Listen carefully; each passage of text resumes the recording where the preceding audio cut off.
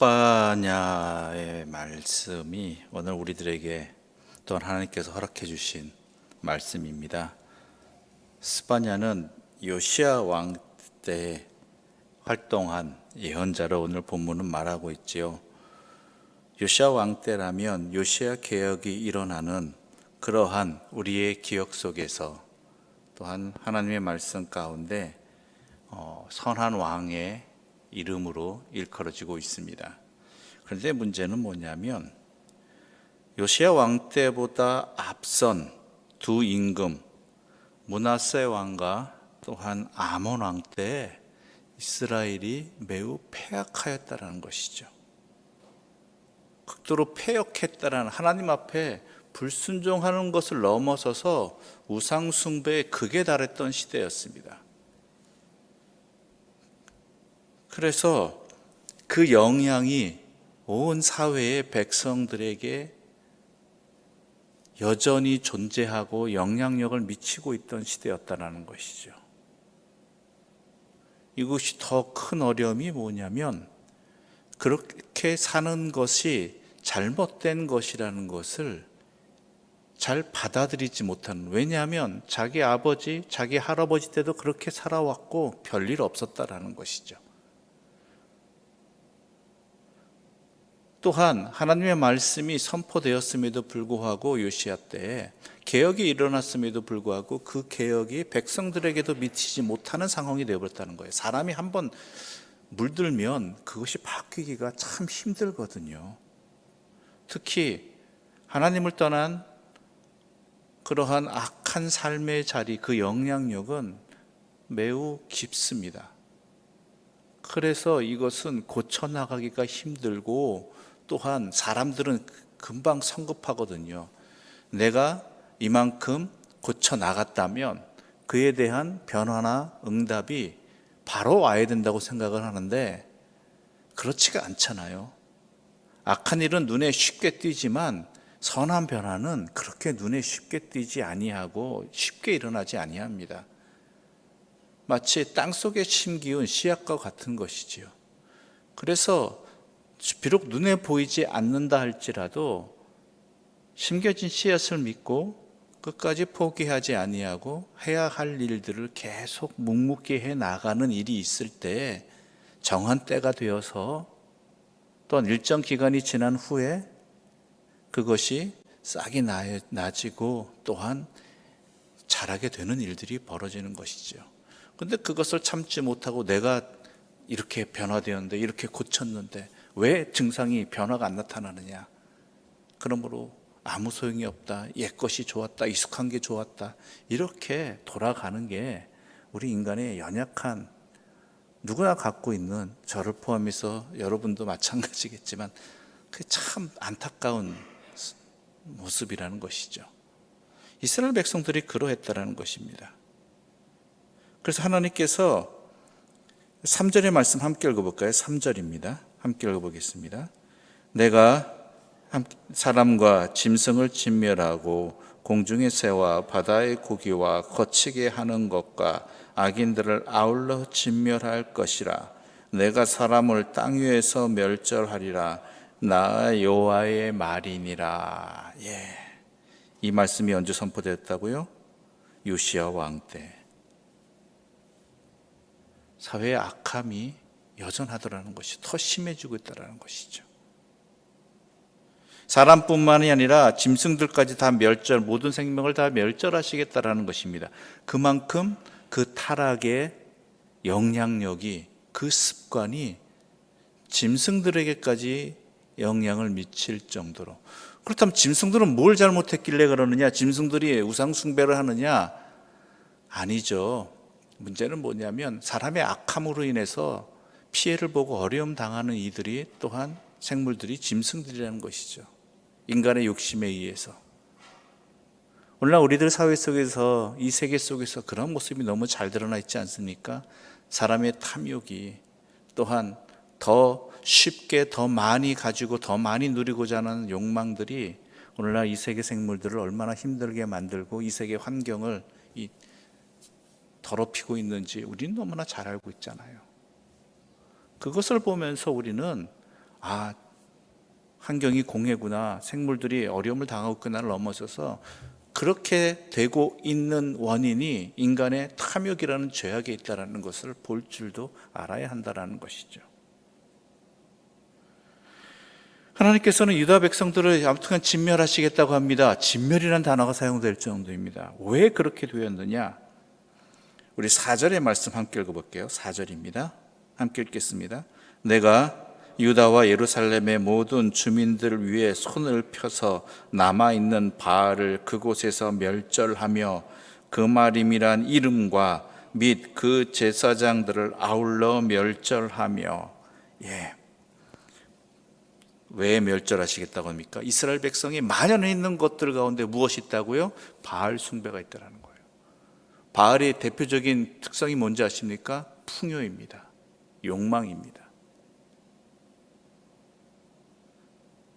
더 많은 것을 움켜쥐기 위해서 더 약한 것들을 이용하는, 악용하는, 인정하지 아니하는, 지켜주지 아니하는 그러한 어리석음의 모습이 바알의 숭배라는 것이죠.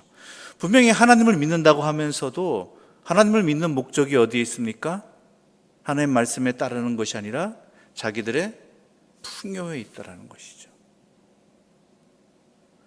하나님은 우리에게 일용할 양식을 주시는 분이고, 또한 우리에게 일용할 양식과 하나님의 말씀 허락해 주시는 것도 하나님의 백성답게 진실로 주의 백성답게 살아가게 하는 것이 목적이 있다면, 바알 숭배의 대표적인 모습은 인간이 살아가는 목적이 탐욕에 있다는 것이죠. 더 많이 가지는 것, 더 많이 누리는 것, 남들보다 더 강해지고 하는 것들에 있다는 것이죠. 그것은 사랑이 없습니다. 그러한 모습들이 이스라엘 가운데 충만해 있다는 것이죠. 하나님을 믿는다고 하면서도. 또 어떤 일이 있느냐? 그마림이라는 이름이 나옵니다. 그마림이라는 것은 바울을 숭배하는 가나안의 제사장들이거든요. 바알을 숭배하는 가나안의 제사장들인데, 이것은 물론 바알을 숭배하는 가나안의 제사장들, 그 사람들을 말하는 것이기도 하지만, 하나님의 선지자라고 얘기하면서 하나님의 제사장이라고 이야기하면서 실제로는 하나님 아닌 거짓된 바알의 성향을 가진 유대교의 제사장들도 일컫는 말이기도 합니다. 오늘날 이야기하자면 목회자라고 이야기하지만 실제로는 하나님을 섬기는 것이 아니라 하나님이 아니라 세상의 탐욕에 사로잡힌 사람들, 그것을 추구하는 자들, 그것을 하나님의 이름을 빌어서 마치 그것이 신앙이고 그것이 잘 되는 것인 양 사람들을 호도하고 그러한 삶을 사는 사람들을 또한 빗대어 하는 말들이라는 것이죠. 제사장의 목적은 무엇입니까?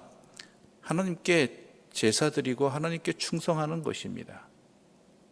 그렇게 해서 백성들을, 함께하는 사람들을 하나님 앞에 나아가게, 오직 하나님만 바라보게 해야 되는데 헛된 것으로 이끌어버리는 그러한 존재들을, 사람들을 그마림이라고 표현할 수 있겠죠. 그런 사람들이 남아있다라는 것은 또한 백성들이 그러한 사람들을 찾는다는 거예요. 그러한 사람들을. 그러한 신앙 공동체 할 거, 그러한 목회자를 찾는 이유가 어디겠습니까? 내가 좀 더 잘 되고, 내가 좀 더 풍요롭고, 내가 좀 더 힘이 있어, 세상에서 힘이 있어지기를, 좀 더 하나님의 백성답게 살아가는 것에 목적이 있는 것이 아니라 바로 그런 것에 목적이 있고 그런 것을 이루어줄 것 같고 그런 것을 말하는 사람들을 찾는 사람들이 있다라는 것이죠. 그것에 대해서 하나님께서는 멸절하고 진멸하겠다라고 이야기하시는 것이죠. 하나님의 심판대. 또한 5절의 말씀 함께 읽어볼 거예요. 5절입니다. 함께 읽겠습니다. 또 지붕에서 하늘의 무별에게 경배하는 자들과 경배하며 하나님 여호와께 맹세하면서 말감을 가리켜 맹세하는 자들과, 여호와께 맹세하면서 말감을 가리켜 맹세하는 자들. 또 이것도 우상 숭배죠. 무엇보다 그 5절의 상반절에 어떤 존재들이 있습니까? 무별에게 경배하는 자들. 자신의 운명을 하나님께 맡겨드리는 것이 아니라 어떻게 해요? 다른 것에 맡겨드리는 사람. 단순히 별점을 본다, 점술가를 찾는다를 넘어서서 내 운명을 어디에 맡기고 있느냐, 어디에 따르는 것에 의지하고 있느냐라는 거예요.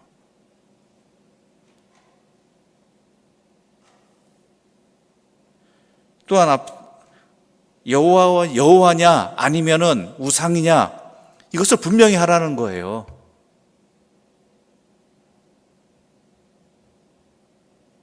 이랬다 저랬다 여호와 하나님만을 섬기지 아니하는, 나 외에 다른 신을 두지 말라는 하나님의 첫 번째 계명까지도 우습게 여겨버리는 이러한 행태들에 대해서 하나님은 뭐예요? 진멸하시고 멸절하시겠다라는 것이죠. 그게 여호와의 날이라는 것입니다.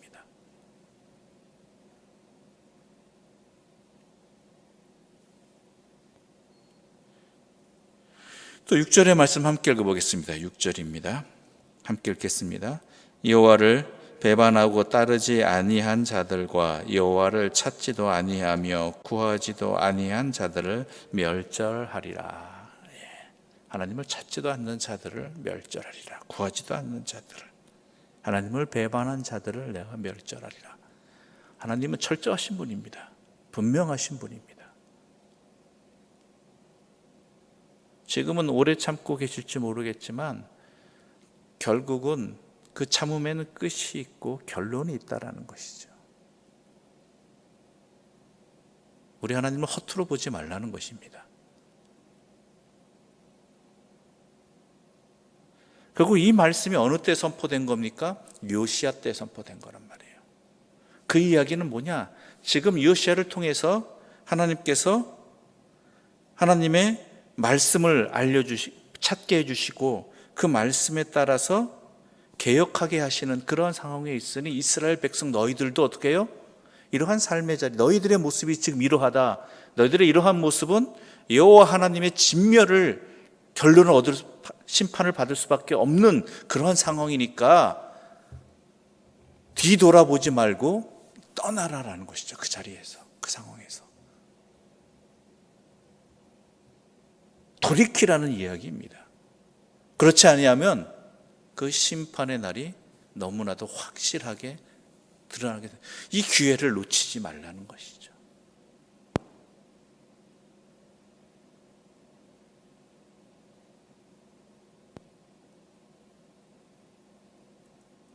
(14절부터) (16절의) 말씀 함께 읽어보겠습니다. 14절부터 16절입니다. 함께 읽어보겠습니다. 여호와의 큰 날이 가깝도다. 가깝고도 빠르도다. 여호와의 날의 소리로다. 용사가 거기서 심히 슬피 우는도다. 그 날은 분노의 날이요 환난과 고통의 날이요 황폐와 패망의 날이요 캄캄하고 어두운 날이요 구름과 흑암의 날이요 나팔을 불어 경고하며 견고한 성읍들을 치며 높은 망대를 치는 날이로다. 그 날이 가깝도다. 가깝고도 그뿐만 아니라 빠르도다.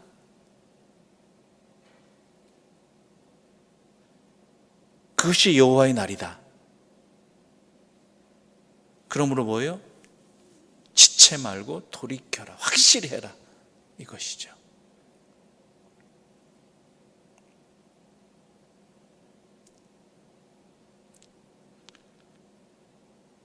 이것이 바로 스바냐를 통해서 요시야 시대에 하나님께서 온 이스라엘에게 내리신 명령입니다. 오늘날 우리들에게도 마찬가지죠. 물론 우리가 하나님께서 주신 많은 좋은 것들이 있고 또한 은혜와 복들이 있습니다. 그런데 그것이 우리 삶의 목표가 되어서는 안 된다는 것이죠. 그러한 것들을 주신 하나님의 뜻이 어디 있는가?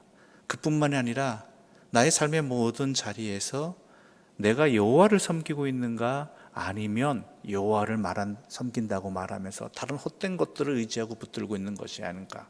내 삶의 목적이 여호와의 뜻에 따르는 것에 있는가, 아니면 다른 하나님 아닌 다른 것을 움켜쥐기 위해서, 더 많이 갖기 위해서 편한 것이 아니죠. 사실은 세상에 헛된 욕망에 사로잡힌 삶을 목표로 하나님 앞에 나와 있지는 않은가? 그런 것을 찾아다니지는 않는가?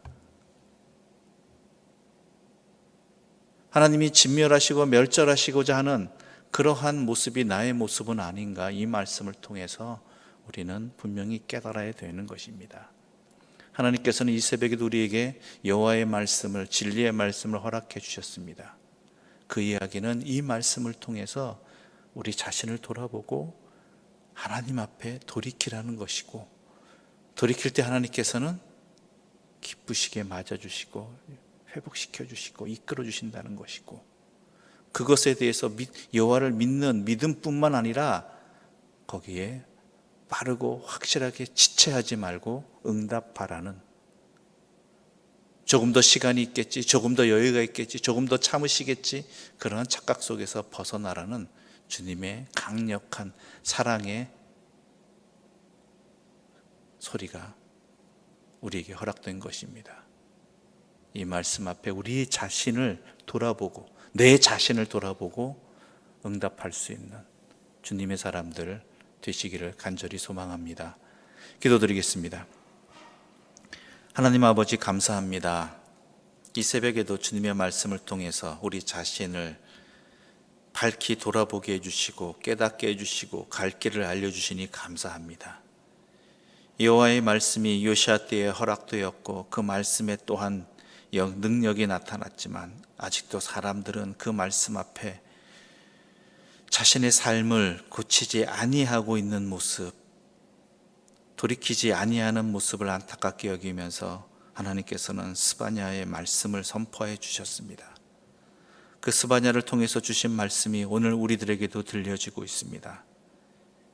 이 말씀 앞에 우리의 자신을 돌아보고 우리의 삶을 여호와 앞에 회복시켜 나가는, 여호와 앞에 돌이키는, 죄악의 길에서 뒤도 돌아보지 아니하고 지체하지 아니하고 떠나가는 주의 사람들 되게 하여 주시옵소서. 예수님의 이름으로 기도드립니다. 아멘. 하늘에 계신 우리 아버지의 이름을 거룩하게 하시며 아버지의 나라가 오게 하시며 아버지의 뜻이 하늘에서와 같이 땅에서도 이루어지게 하소서. 오늘 우리에게 일용할 양식을 주시고 우리가 우리에게 잘못한 사람을 용서하여 준 것 같이 우리 죄를 용서하여 주시고 우리를 시험에 빠지지 않게 하시고 악에서 구하소서. 나라와 권능과 영광이 영원히 아버지의 것입니다. 아멘.